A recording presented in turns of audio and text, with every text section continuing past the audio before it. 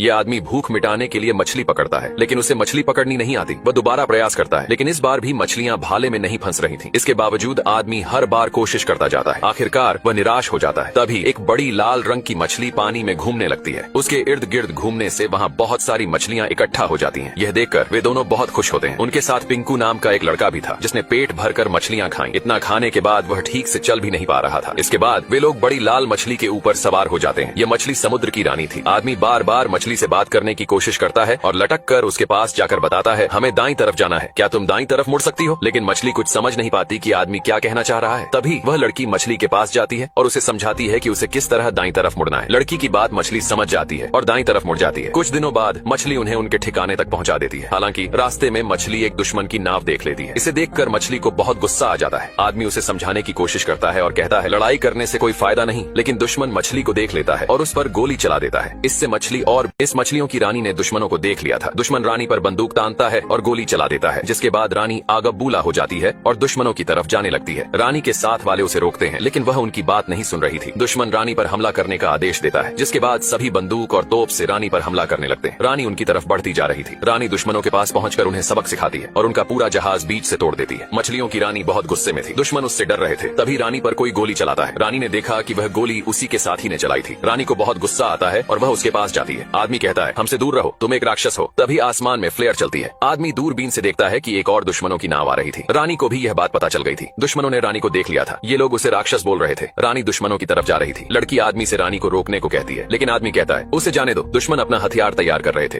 रानी उनके पास पहुंच चुकी थी। ये लोग एक सही समय का इंतजार कर रहे थे। तभी रानी पानी के नीचे से उनकी तरफ जाने लगती है। दुश्मन रानी की तरफ एक भाला छोड़ता है, जिससे भाला रानी को लग जाता है। रानी पानी में गिर जाती है। समुद्र की रानी मछलियों की रक्षा करती थी। वह किसी को मछलियां पकड़ने नहीं देती थी, लेकिन अब वह मरी हुई। शिकारियों ने समुद्र की रानी को झर वाले भाले से मार गिराया था। शिकारी रानी के पास जाता है और कहता है, हिलने की कोशिश भी मत करना, जितना हिलोगी जहर उतना फैलेगा। भलाई इसी में है कि शांत रहो। सभी लोग उस धन से हुए भाले को निकाल देते हैं और रस्सी से रानी को बांधने लगते हैं। समुद्र की रानी इतनी बड़ी थी कि इंसान उसके सामने चींटी के समान था। शिकारी रानी को अपने साथ लेकर जा रहे थे। अगली सुबह वे अपने महल के पास पहुंच चुके थे, लेकिन रानी की दोस्त उसे बचाने के लिए उसके पास जा रही थी। वह रस्सी को काटने लगती है। रानी को महल के अंदर लाया जाता है, जिसे देखकर यहाँ के सभी लोग बहुत खुशी मनाते हैं, क्योंकि वे रानी को राक्षस समझते थे। महल की महारानी भी बहुत प्रसन्न होती है और कहती है, तुमने एक बहादुरी वाला काम किया है जो तारीफ के काबिल है। शिकारी कहता है, महारानी, आप ही ने मुझे डरपोक और बुजदिल शिकारी कहा था, शायद आप भूल चुकी हैं। शिकारी को खुद पर घमंड था। वह समुद्र की रानी के पास जाकर कहता है, तुम्हारा यह राज्य और दौलत मेरे सामने सब फीका है। महारानी को यह सुनकर बहुत बुरा लगता है। इसी बीच लड़की अभी भी रस्सी को काट रही थी। शिकारी रानी को मारने जा रहा था। तभी लड़की के पास शिकारी की साथी आती है और कहती है, शायद हमने समुद्र की रानी को पकड़कर गलती कर दी है। फिर वह अपनी तलवार से रस्सी काट देती है। रानी को होश आ चुका था। समुद्र की रानी को अब होश आ चुका था। सभी लोग वहाँ से भागने लगे, लेकिन रानी के शरीर में अभी भी थोड़ा जहर बाकी था, जिस वजह से वह खुद को संभाल नहीं पा रही थी। महल भी तबाह हो रहा था। यह देखकर महल की महारानी घबरा गई। तभी रानी को फिर से होश आया। महारानी बोली, शिकारी इसे जानबूझकर यहाँ लेकर आया है ताकि पूरा महल तबाह कर सके। राजा ने सिपाहियों को हमले का आदेश दिया और महल से तोपें निकाली गईं, लेकिन रानी अभी पूरी तरह होश में नहीं थी। सभी तोपें लेकर तैयार थे। उधर शिकारी वहाँ से छुपकर भागने की कोशिश कर रहा था। समुद्र की रानी ने शिकारी को देख लिया और उसे पकड़ने के लिए उसके पीछे गई। राजा और महारानी यह देखकर डर गए और वहाँ से भागने लगे। शिकारी ने प्रतिमा में लगे भाले को निकाल लिया, लेकिन रानी ने उसे पकड़ लिया। शिकारी नीचे गिर गया। उसने कई जीवों की जान ली थी और आज उसकी बारी थी। रानी उसे निगलने ही वाली थी कि तभी उसकी दोस्त उसे रोक देती है। रानी हालांकि गुस्से में थी, लेकिन वह उसकी दोस्त की बात सुनकर रुक गई। लड़की ने कहा, इस शिकारी को मारने से लड़ाई का अंत कभी नहीं होगा। शिकारी को एक नया जीवन मिल गया। उसने सबके सामने वादा किया कि वह अब कभी किसी का शिकार नहीं करेगा। उसने भाले को भी तोड़ दिया, लेकिन महारानी को भरोसा नहीं हो रहा था कि समुद्र की रानी ने उसकी बात कैसे मान ली। लड़की ने सभी लोगों से कहा, यह समुद्र